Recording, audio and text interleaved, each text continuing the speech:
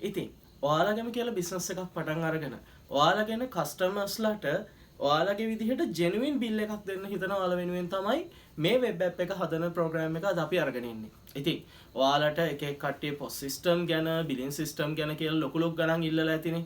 අපි බලමු කොහොමද මේක ඉතාම සරලව ගෙදරදිම හදාගන්න කියන එක. මේකට මම බොහොම සරල ලැන්ග්වේජස් කීපයක් පාවිච්චි කරනවා. HTML, CSS සහ JS කියන ලැන්ග්වේජස් තුන මේක ඇහිලා ඇති ඕන තරම් මේ software industry එකට මේ කෝඩ් සම්බන්ධව වෙබ් ඩෙවලොපින් වගේ ඉන්ඩස්ට්‍රි එකට අලුතෙන් ආව කෙනෙක් වුණත් මේ ලැන්ග්වේජස් තුන අනිවාර්යෙන්ම අහලා තියෙනවා. ඉතින් මේ ලැන්ග්වේජස් තුන විතරක් පාවිච්චි කරලා අපි AI prompt එකක් හරහා කොහොමද මේ වෙබ් ඇප් එක හදන්න කියලා අපි බලමු. එහෙනම් අපි යම් වීඩියෝ එකට මම පියවරෙන් පියවර ඉතාම සරල විදිහට කියලා දෙන්නම් කොහොමද මේ වැඩේ වෙන්නේ කියලා. හරි, දැන් අපි බලමු කොහොමද මේ වැඩේ කරන්න කියලා. මුලින්ම මේකට අපිට Claude AI අවශ්‍ය වෙනවා. මේක තමයි තියෙන පවර්ෆුල්ම ටූල් එක වෙන්නේ අපිට කෝඩින් සඳහා. එහෙනම් අපි බලමු කොහොමද Claude AI ට අපි prompt එක දෙන්නේ කියලා මේ කියන app එක ලියන්න. මුලින්ම අපි හිතමු ආට තියෙනවා කියලා ABC Technologies කියලා කම්පැනි එකක්. මෙන්න මේ කම්පැනි එකේ තමයි ඔයා බිලින් සිස්ටම් එක හදන්න. එහෙනම් ඔන්න මම මුලින්ම දෙනවා my company name is ABC Technologies කියලා. අද චුට්ටක් සනීපත් මදි. හැබැයි මේ වීඩියෝ එක අරන් ඉන්න ඕනෙමයි කියලා හිතුණා. ඒකයි මේ අරන් ආවේ. හරි අපි බලමු කොහොමද දැන් වැඩේ කරගෙන යන්නේ කියලා. ඔන්න මම දැන් දානවා මෙතෙන්ට මට ඕනේ මේකට බිලින් සිස්ටම් එකක් හදන්න. හරි. ඊට පස්සේ බිලින් සිස්ටම් එකකදී අපිට ඕන වෙන දේවල් කිහිපයක් තියෙනවා. එකක් තමයි අපි ඉන්වොයිස් නම්බර් එකක් ඇඩ් කරන්න ඕනේ. කස්ටමර්ගේ නම ඇඩ් කරන්න ඕනේ. බිලින් ඩේට් එකක් තියෙන්න ඕනේ. කස්ටමර්ගේ කන්ටැක්ට් නම්බර් එකක් තියෙන්න ඕනේ. මෙන්න මේ වගේ අවශ්‍ය කරන මූලික සිද්ධාන්ත ටිකක් දාන්න ඕනේ කරන ෆීල්ඩ් ටිකක් මම මෙතෙන්ට ඇඩ් කරගන්නවා. මම ඒකට යාට කියනවා මට මෙහෙම ඒරියා එකක් ඕනේ. මෙන්න මේ කියන දේවල් ටික එන්ටර් කරගන්න පුළුවන් වෙන විදිහට කියලා. අපි බලමු ඒ ටිකට ප්‍රොම්ප්ට් එක කොහොමද ලියන්නේ කියලා.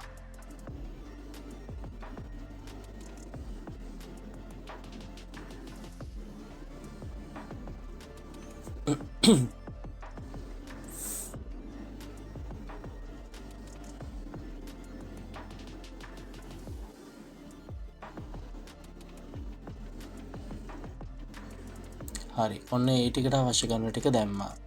දැම්මට ඕනේ මේකට මගේ බිල් එකට ඇඩ් වෙන විදිහට දේවල් ටික. ඒ කියන්නේ දැන් අපි මොනවද මේගොල්ලෝ අරගන්නේ, ඒකේ කොච්චර කන්ටිටි එකක් අරගන්නවද, ඒක අනුව ප්‍රයිස් එක හැදෙන්න. මෙන්න මේ ෆීල්ඩ් ටික මට හදා ගන්න ඕනේ. මට ඕනේ මේක ලස්සනට ටේබල් එකක් විදිහට මගේ බිල් එකට ඇඩ් වෙන්න. ඒකින්ද ඔන්න මම ඒ ටිකත් මෙයාට ප්‍රොම්ප්ට් එකෙන් කියනවා මට මෙන්න මේ විස්තර ටික ටේබල් එකකට එන්ටර් වෙන විදිහට මට අරගෙන දෙන්න කියලා මගේ බිල් එකට. බලමු කොහොමද මේ ප්‍රොම්ප්ට් එක යන්නේ කියන එක. මං ඉතාම සරල ඉංග්‍රීසි පාවිච්චි කරලා මේක ලියාගෙන යන්නේ. ඕනෙම කෙනෙකුට තේරෙන විදිහට සරල වචන ටිකක් පාවිච්චි කරලා දාලා තියෙන්නේ. ඉතින් මේක ඉංග්‍රීසි භාෂාව හොඳට ප්‍රගුණ කරපු කෙනෙක් ඉන්න පුළුවන්, නැති කෙනෙක් ඉන්න පුළුවන්. හැමෝටම මේක තේරෙන්න ඕනේ. සහ මේක Tamanට තේරෙන මොනම විදිහකින් හරි දෙන්න පුළුවන් නම් AI කෙනෙකුට Tamanට මේක හදාගන්න පුළුවන්. ඒකෙන්ද ලැජ්ජ වෙන්න, බය වෙන්න, Tamanට ඉංග්‍රීසි බෑ කියලා ඇඹරෙන්න දෙයක් නැහැ. try කරන කෙනාට තමයි දිනන්න පුළුවන් වෙන්නේ. හරි, ඔන්න මම ඊටු විස්තර ටිකක් දැම්මා. මට මේක යටින් අන්තිමට අවශ්‍ය වෙනවා කස්ටමර් සිග්නේචර් එකයි සීල් එකයි දාන්න තැනක්. ඔන්න මම ඒ ටිකත් එයාට විස්තරේ දීලා තියෙනවා. හරි. ඒ වගේම තමයි මේක බිල් එක print කරන්න පුළුවන් වෙන්නත් ඕනේ. ඒකින්ද අපි ඒකත් එයාට කියමු මේක print කරන්න පුළුවන් වෙන්න හදන්න කියලා.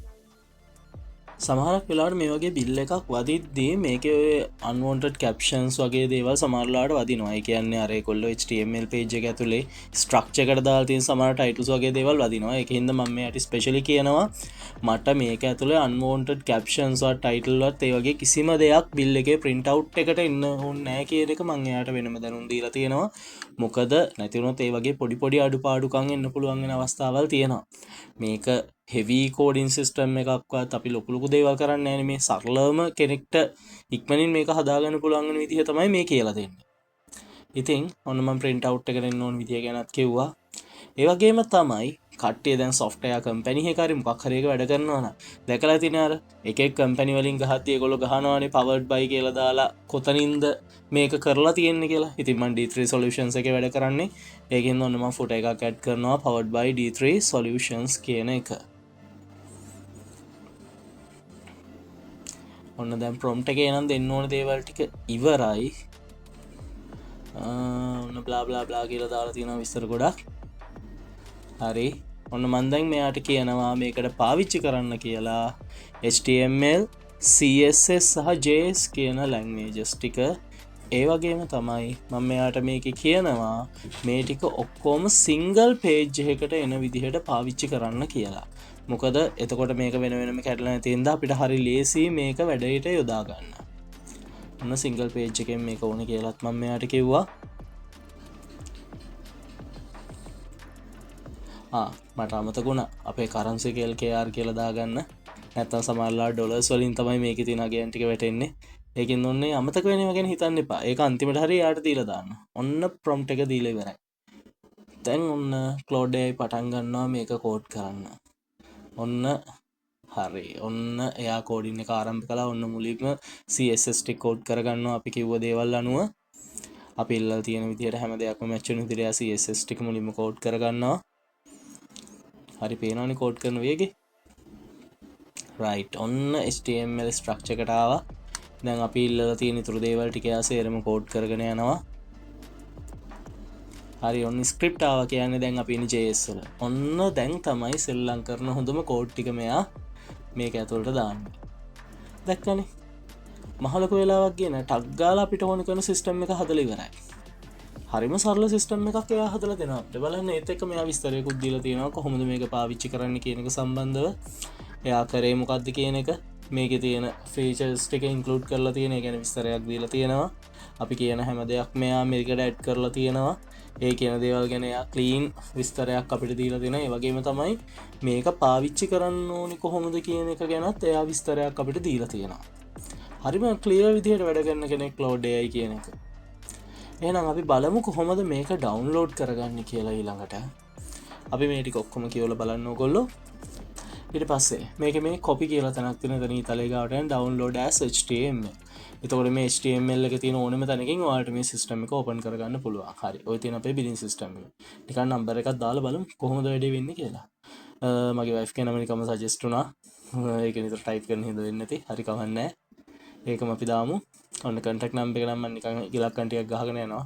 අපි හිතමු කවුරු හරි කෙනෙක් අරගන්නවා කියලා mouse එක. හරි mouse එකයි දෙක තුනක් වැඩක් නැහැනේ. හරි ඔන්න රුපියල් 1000ක් විදිහට අපි දාමු mouse එකේ price එක. ඊළඟට අපි හිතමු ගන්නවා කියලා keyboard එකක්.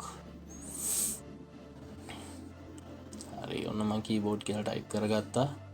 ඒක නෙවෙයි දෙකයි ඕනේ වෙන්නේ කොහොමද? ඒකට අපි 8000ක් විතර දාමුකෝනේ. අපි හිතමු මෙයා අරගන්නේ gaming keyboard එකක් කියලා. හරි. ඔන්න RAM card එකක් ගන්නවා. මේක නේ අපි දැන් දෙකක් විතර දාලා බලමු නිකන් වැඩේ වෙනවද කියලා. මම නිකන් මේකේ නිකන් actual prices නම් මම හරියට දන්නේ නැහැ. මම නිකන් price එකක් දාන්නම්. හරි. ඔන්න 4200 ගන්නවා 8400 ලස්සන total එක හැදිලා අවිල්ල තියෙනවා. බලන්න හැම එකක්ම හරි neat විදිහට අවිල්ල තියෙනවා. ඔන්න අපි බලමු print invoice කියන එක දීලා.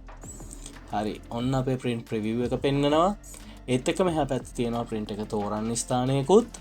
තාපොත් පොඩි දේවල් ටිකක් එහෙම ටයිප් වෙලා තියෙනවා. ඒව නම් එච්චර හිතන්න යන්න එපා. ඒවා තයින් කරන හැටි ඉදිරියදී කියලා දෙන්න. ඔතනින් ඔයා print එකක් connect කරලා තියෙනවා නම් ඔයාට printer එක පෙන්නනවා. මම connect කරලා නැති හින්දා ඒක පෙන්වන්නේ නැහැ. ඊට පස්සේ මම නිකන් ඔන්න save දෙන්නම් PDF එක කොහොමද save වෙන්නේ කියලා ඔයගොල්ලන්ට පෙන්නන්න desktop එකට.